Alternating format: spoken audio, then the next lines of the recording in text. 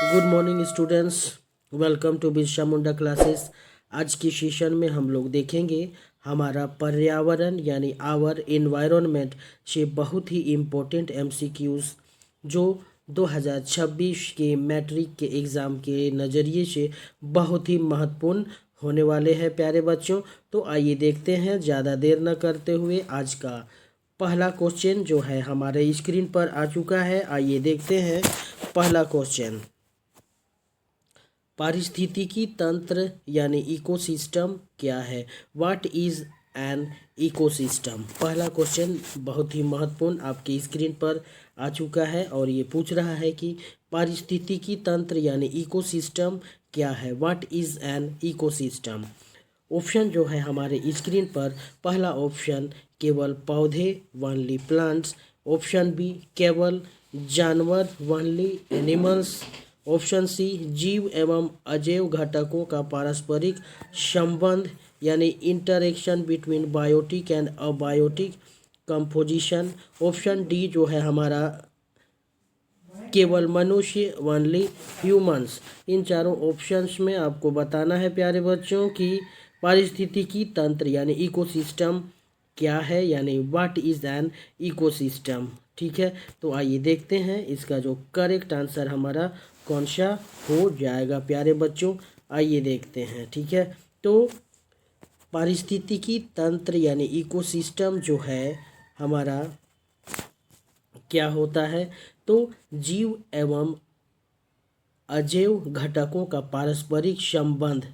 ठीक है, जो क्या होता है कि ये जो होता है interaction between biotic and abiotic components, यानी ऑप्शन नंबर सी जो है हमारा करेक्ट आंसर हो जाएगा प्यारे बच्चों। ठीक है, ऑप्शन नंबर सी हमारा करेक्ट आंसर हो।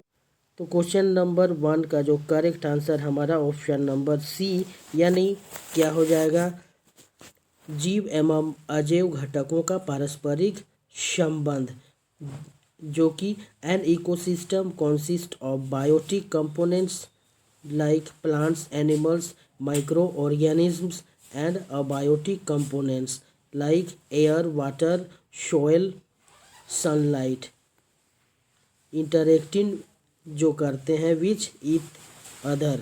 ठीक है, तो इसका जो करेक्ट आंसर हमारा हो जाएगा क्वेश्चन नंबर 1 का ऑप्शन नंबर सी हमारा करेक्ट आंसर हो जाएगा प्यारे बच्चों। ठीक है, चलिए इसी के साथ चलते हैं नेक्स्ट इम्पोर्टेंट क्वेश्चन की तरफ, क्वेश्चन नंबर 2 की तरफ। क्वेश्चन नंबर 2 जो है हमारा स्क्रीन पर आ चुका है। आइए देखते हैं।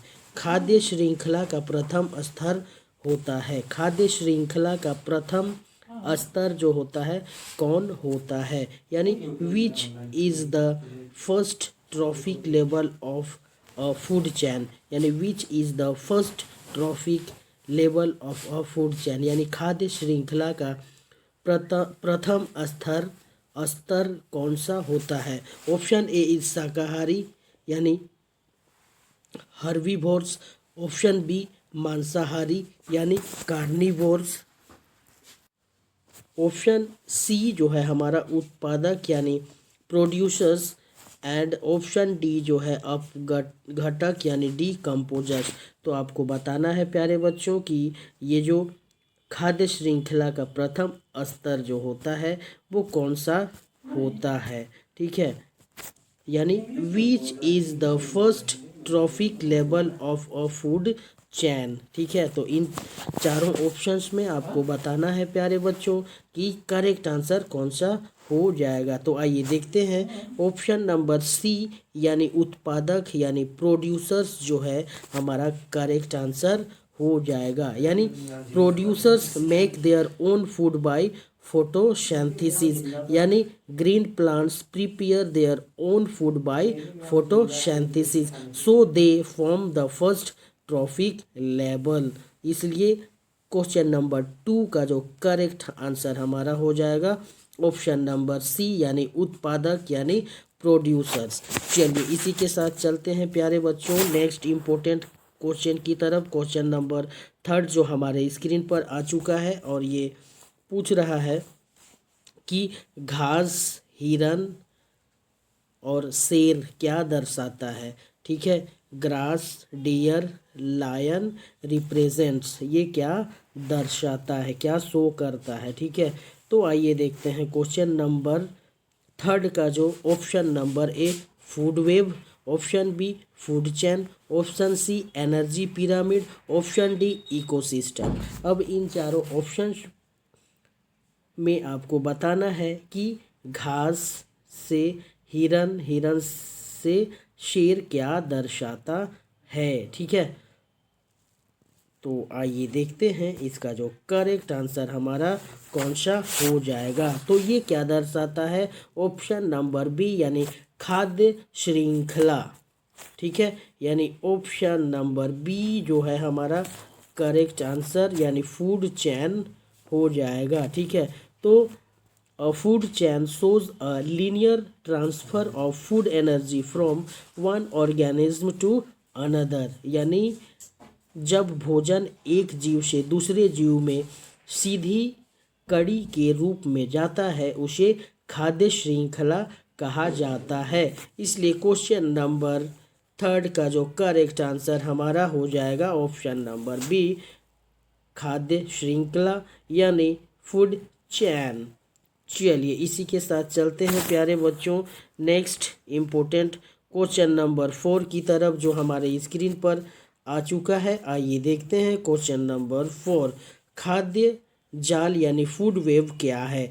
What is a food wave, यानी खाद्य जाल यानी फूड वेव क्या है। ऑप्शन ए जो है एक खाद्य श्रृंखला है या single food chain. Option B कई खाद्य श्रृंखलाओं का जाल है यानी network of food chains. Option C केवल पौधे वनली प्लांट्स। ऑप्शन डी केवल जानवर वनली एनिमल्स। तो इन चारों ऑप्शंस में आपको बताना है कि ये जो खाद्य जाल यानी फूड वेब क्या है। What is a food web. तो आइए देखते हैं क्वेश्चन नंबर 4 का जो करेक्ट आंसर क्या होने वाला है। तो ये जो है खाद्य जाल जो है यह कई खाद्य श्रृंखलाओं का जाल यानी नेटवर्क ऑफ फूड चेन्स है।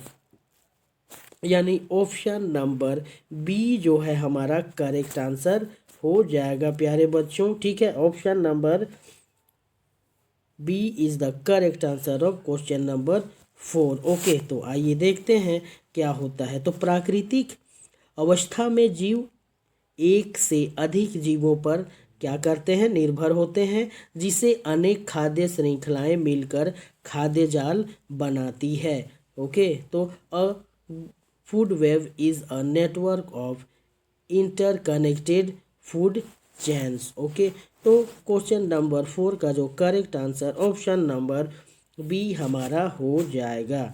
ओके, चलिए इसी के साथ चलते हैं क्वेश्चन नंबर 5 की तरफ जो हमारे स्क्रीन पर आ चुका है प्यारे बच्चों।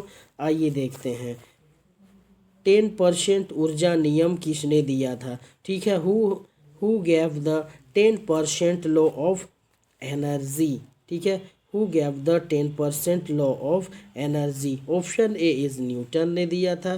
क्या ये ऑप्शन बी डार्विन ने दिया था, क्या लिंडमैन ने दिया था, क्या मेंडल ने दिया था। तो इन चारों ऑप्शंस में आपको बताना है कि करेक्ट आंसर जो है हमारा कौन सा हो जाएगा। ठीक है, तो लिंडमैन के अनुसार ऊर्जा का केवल 10% भाग ही अगले पोषण स्तर तक पहुंचता है, शेष ऊर्जा ऊष्मा के रूप में नष्ट हो जाती है। यानी ऑप्शन नंबर सी जो है हमारा करेक्ट आंसर हो जाएगा। यानी ये जो 10% ऊर्जा का नियम जो दिया था किसने दिया था, लिंडमैन ने दिया था। According to the Lindeman only 10% energy is transferred to the next trophic level. Okay, इसलिए यहाँ पर करेक्ट आंसर जो है क्वेश्चन नंबर 5 का ऑप्शन नंबर सी हमारा करेक्ट आंसर हो जाएगा प्यारे बच्चों। चलिए इसी के साथ चलते हैं नेक्स्ट इम्पोर्टेंट क्वेश्चन की तरफ। क्वेश्चन नंबर 6 जो है हमारे स्क्रीन पर आ चुका है और ये पूछ रहा है कि सर्वाधिक ऊर्जा किस स्तर पर होती है। Maximum energy is present it at which level. Okay, यानी सर्वाधिक ऊर्जा किस स्तर पर होती है। उस ऑप्शन ए जो है उत्पादक यानी producers, option B primary consumers, option C secondary consumers, option D tertiary consumers. अब आपको बताना है प्यारे बच्चों कि maximum energy is present at which level, किस लेवल पर, किस स्तर पर होती है। तो आइए देखते हैं प्यारे बच्चों इसका जो करेक्ट आंसर हमारा कौन सा हो जाएगा।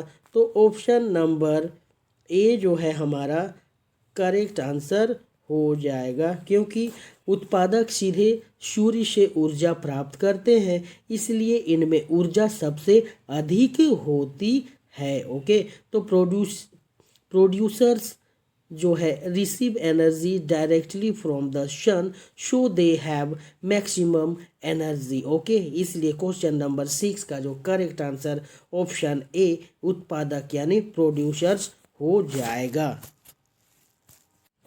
न कि यहाँ पर ऑप्शन नंबर बी होगा, न कि सी, न कि डी। करेक्ट ऑप्शन जो है ऑप्शन नंबर ए हो जाएगा। चलिए इसी के साथ चलते हैं प्यारे बच्चों नेक्स्ट इम्पोर्टेंट क्वेश्चन की तरफ, क्वेश्चन नंबर 7 की तरफ जो हमारे स्क्रीन पर आ चुका है। आइए देखते हैं क्वेश्चन नंबर 7। ओके, तो अपघटक का उदाहरण कौन है, यानी विच इज अ डीकम्पोजर।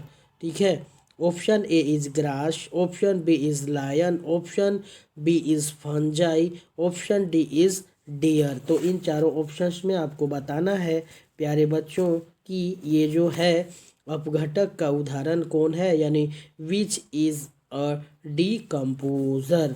ठीक है, क्वेश्चन नंबर 7। आइए देखते हैं इसका जो करेक्ट आंसर हमारा हो जाएगा कौन सा, यानी फंजाई यानी फफूंद जो है ये हमारा अपघटक यानी डीकम्पोजर है। ठीक है, तो अपघटक जो होता है मृत पौधे और जानवरों को सड़ा कर सरल पदार्थों में बदल देते हैं। ठीक है, यानी decomposers break down dead organism into simpler substances. इसलिए करेक्ट आंसर क्वेश्चन नंबर 7 का जो हो जाएगा ऑप्शन नंबर सी फंजाई यानी फफूंद। ओके, चलिए इसी के साथ चलते हैं प्यारे बच्चों नेक्स्ट इम्पोर्टेंट क्वेश्चन की तरफ, क्वेश्चन नंबर 8 की तरफ जो हमारे स्क्रीन पर आ चुका है। जैव अपघटय कचरा कौन सा है, यानी which is biodegradable waste. Okay, तो ऑप्शन ए जो है plastic, option B is glass, option C is polythene, option D is vegetable peels. तो इन चारों ऑप्शंस में आपको बताना है प्यारे बच्चों कि ये जो जैव अपघटय कचरा है वो इन चारों ऑप्शंस में कौन सा है, यानी which is biodegradable waste. Okay, तो आइए देखते हैं क्वेश्चन नंबर 8 का करेक्ट आंसर कौन सा होने वाला है, यानी ऑप्शन नंबर डी जो है हमारा करेक्ट आंसर हो जाएगा, यानी सब्जियों के छिलके जो कचरा सूक्ष्म जीवों द्वारा आसानी से सड़ गल जाता है उसे जैव अपघटय कचरा कहते हैं। ओके, यानी biodegradable waste can be decomposed bye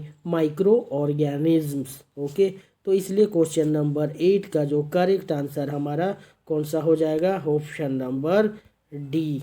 ठीक है, चलिए इसी के साथ चलते हैं प्यारे बच्चों नेक्स्ट इम्पोर्टेंट क्वेश्चन की तरफ, क्वेश्चन नंबर 9 की तरफ जो हमारे स्क्रीन पर आ चुका है। आइए देखते हैं अजैव अपघटय कचरा कौन सा है, यानी which is non biodegradable waste. Okay, option A is paper, option B is fruits, option C is plastic, option D is wood. तो इन चारों ऑप्शंस में आपको बताना है प्यारे बच्चों कि अजैव अपघटय कचरा कौन सा है, यानी which is non biodegradable waste. Okay, तो आइए देखते हैं इसका जो करेक्ट आंसर हम कौन सा हो जाएगा। तो आइए देखते हैं ऑप्शन नंबर सी जो है हमारा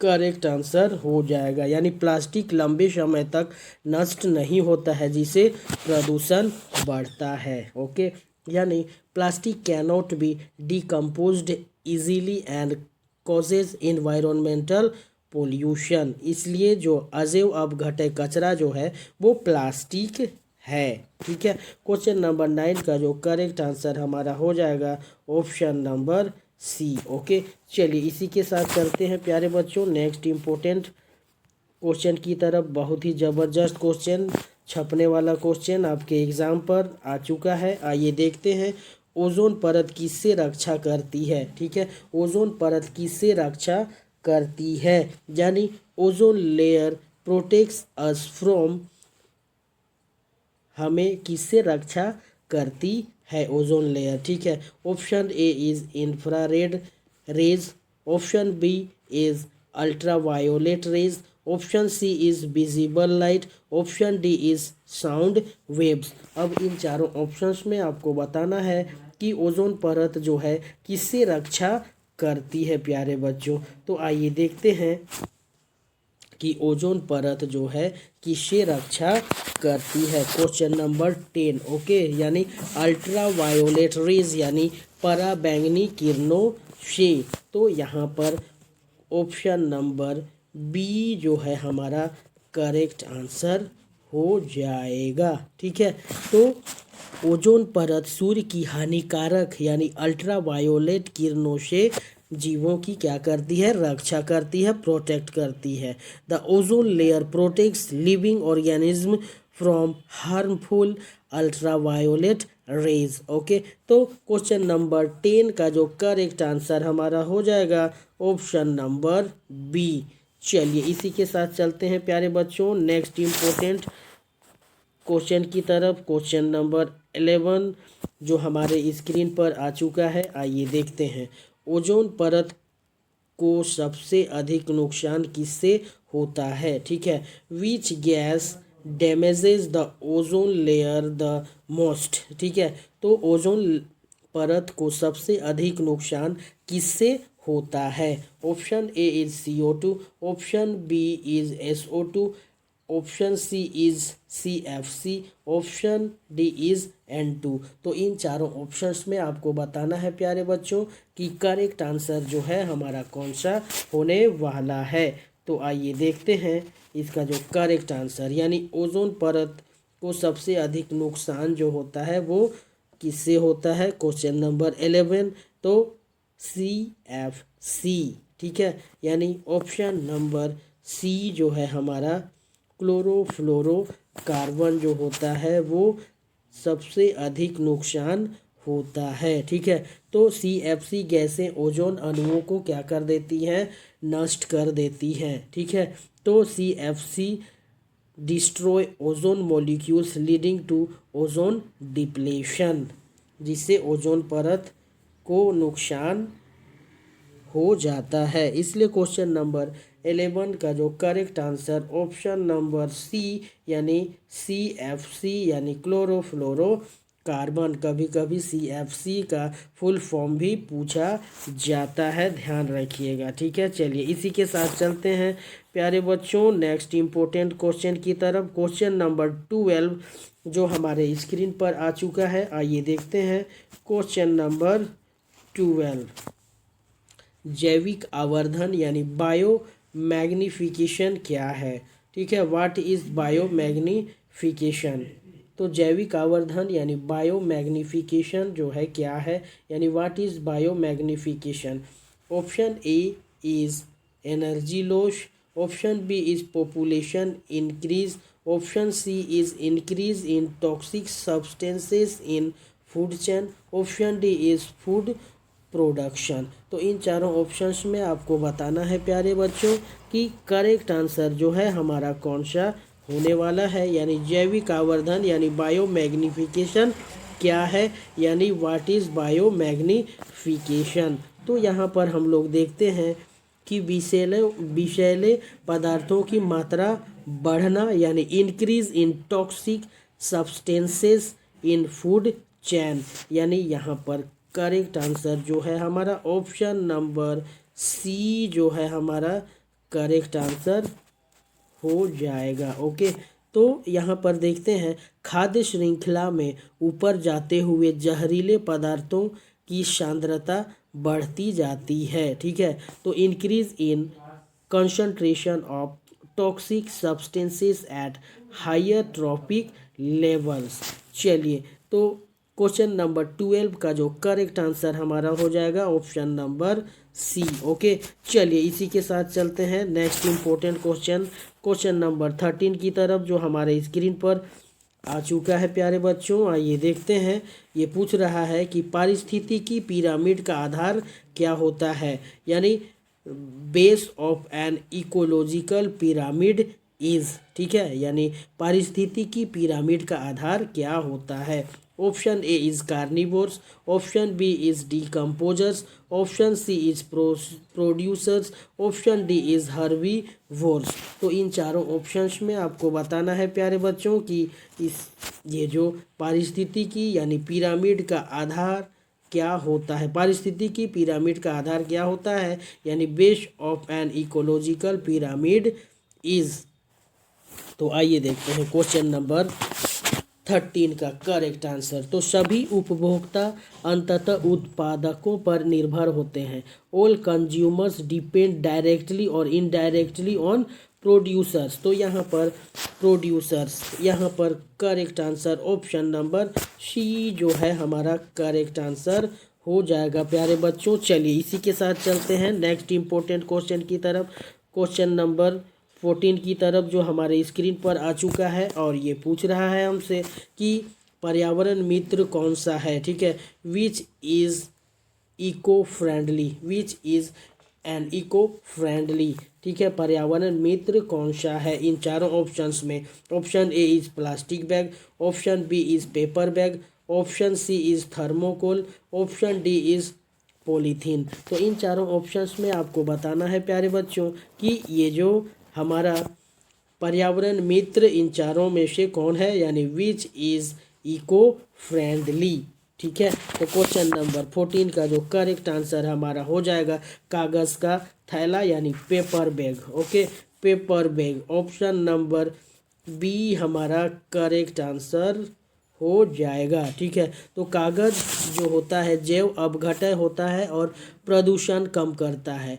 paper bags are biodegradable and eco friendly, इसलिए क्वेश्चन नंबर 14 का जो करेक्ट आंसर हमारा हो जाएगा पेपर बैग यानी कागज़ का थैला। चलिए इसी के साथ चलते हैं प्यारे बच्चों नेक्स्ट इम्पोर्टेंट क्वेश्चन की तरफ, क्वेश्चन नंबर 15 की तरफ, जो हमारे स्क्रीन पर आ चुका है। बहुत ही ज़बरदस्त क्वेश्चन, छपने वाला क्वेश्चन।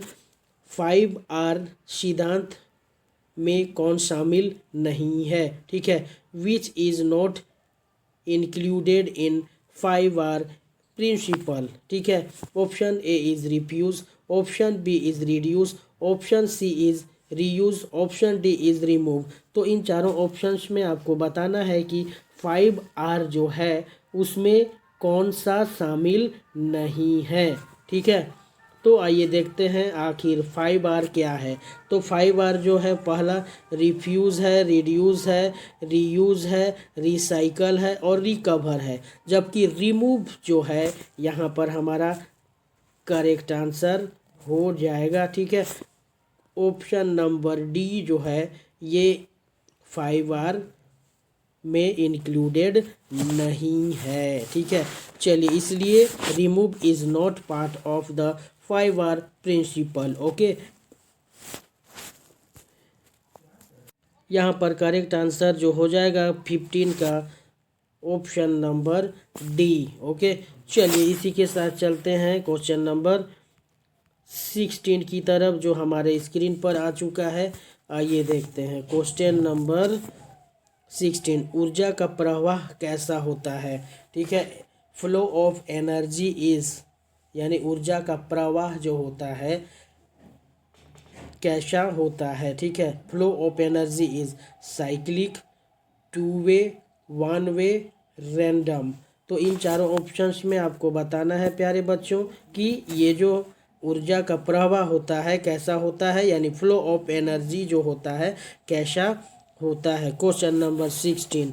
ठीक है। तो वन वे ऊर्जा जो सूर्य से आता हुआ उत्पादक से उपभोक्ता की ओर जाती है और वापस नहीं आती, इसलिए यहाँ पर energy flows in one direction only, यानी वन वे।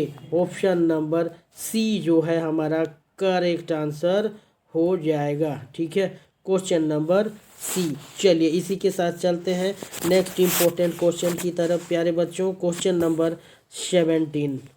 क्वेश्चन नंबर 17 जो है हमारे स्क्रीन पर आ चुका है और ये हमसे पूछ रहा है कि सबसे लंबी खाद्य श्रृंखला कहाँ पाई जाती है।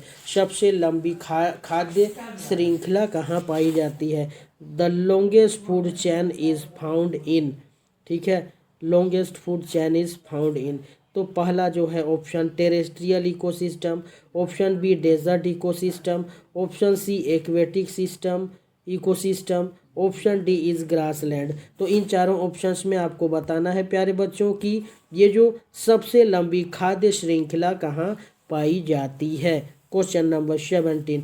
तो करेक्ट आंसर जो हो जाएगा हमारा ऑप्शन नंबर सी, यानी एक्वेटिक इकोसिस्टम, यानी एक्वेटिक इकोसिस्टम मोर ट्रॉफिक लेवल्स। ठीक है, तो जल में अनेक पोषण स्तर होते हैं, इसलिए खाद्य श्रृंखला लंबी होती है। ठीक है, तो क्वेश्चन नंबर 17 का जो करेक्ट आंसर हमारा हो जाएगा ऑप्शन नंबर सी। चलिए इसी के साथ चलते हैं next important question, question number 18 की तरफ, जो हमारे स्क्रीन पर आ चुका है। पर्यावरण असंतुलन का मुख्य कारण क्या है, यानी main cause of environmental imbalance is. Okay, तो पर्यावरण असंतुलन का मुख्य कारण कौन सा है। Option A is natural disaster, option B is human activities, option C is rainfall, option D is sunlight. तो इन चारों ऑप्शंस में आपको बताना है प्यारे बच्चों कि ये जो पर्यावरण असंतुलन का मुख्य कारण कौन सा हो जाएगा। तो आइए देखते हैं इसका जो करेक्ट आंसर हमारा हो जाएगा ऑप्शन नंबर बी, यानी ह्यूमन एक्टिविटीज़। ठीक है, तो human activities disturb ecological balance. ठीक है, वनों की कटाई, प्रदूषण और औद्योगिकरण से संतुलन बिगड़ जाता है, इसलिए यहाँ पर करेक्ट आंसर पर्यावरण असंतुलन का मुख्य कारण जो है ह्यूमन एक्टिविटीज़, यानी मानव क्रियाकलाप। ठीक है, चलिए इसी के साथ चलते हैं नेक्स्ट इम्पोर्टेंट क्वेश्चन की तरफ, क्वेश्चन नंबर 19 की तरफ, जो हमारे स्क्रीन पर आ चुका है। आइए देखते हैं नवीकरणीय संसाधन कौन सा है, विच इज़ रिन्यूएबल रिसोर्स। ठीक है, यानी नवीकरणीय संसाधन कौन सा है, which is a renewable resource. Option A is coal, option B is petroleum, option C is solar energy, option D is natural gas. तो इन चारों ऑप्शंस में आपको बताना है कि नवीकरणीय संसाधन कौन सा हो जाएगा। ठीक है, तो आइए देखते हैं नवीकरणीय संसाधन कौन सा है, यानी विच इज़ अ रिन्यूएबल रिसोर्स। तो ऑप्शन नंबर सी जो है हमारा solar energy is the correct. तो सोलर एनर्जी यानी सौर ऊर्जा कभी समाप्त नहीं होती, यानी सोलर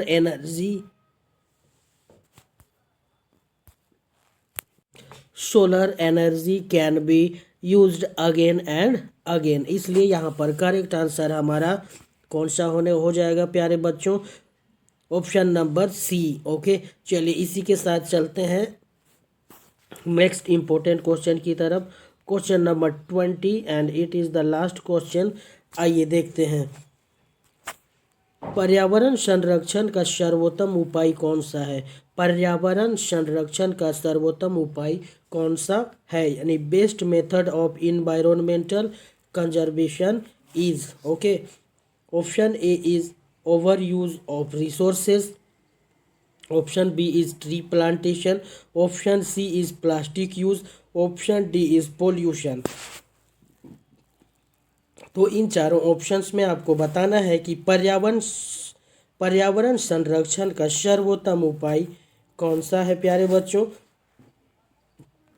तो आइए देखते हैं पर्यावरण संरक्षण का सर्वोत्तम उपाय जो हो जाएगा ट्री प्लांटेशन, यानी ऑप्शन नंबर बी जो है हमारा करेक्ट आंसर हो जाएगा। यानी trees helps maintain ecological balance, यानी पेड़ CO2 को अवशोषित कर ऑक्सीजन प्रदान करते हैं। ठीक है, तो पर्यावरण संरक्षण का सर्वोत्तम उपाय जो है हमारा कौन सा हो जाएगा? पेड़ लगाना, यानी ट्री प्लांटेशन। ओके, तो क्वेश्चन नंबर 20 का जो करेक्ट आंसर हमारा कौन सा हो जाएगा प्यारे बच्चों? ऑप्शन नंबर बी, यानी ट्री प्लांटेशन। तो प्यारे स्टूडेंट्स, आज का सेशन आपको कैसा लगा? यदि ये सेशन आपको अच्छा लगे तो वीडियो को लाइक और चैनल को सब्सक्राइब जरूर करें, ताकि आपको हर प्रकार के नोटिफिकेशंस की जानकारी मिलती रहेगी। ओके, फिर मिलते हैं एक नए सेशन में। तब तक आप अपने और अपने परिवार का ख्याल रखें और अपने चेहरे पर क्यूट सा स्माइल रखें। फिर मिलते हैं, तब तक के लिए जय हिंद, जय भारत, जोहार।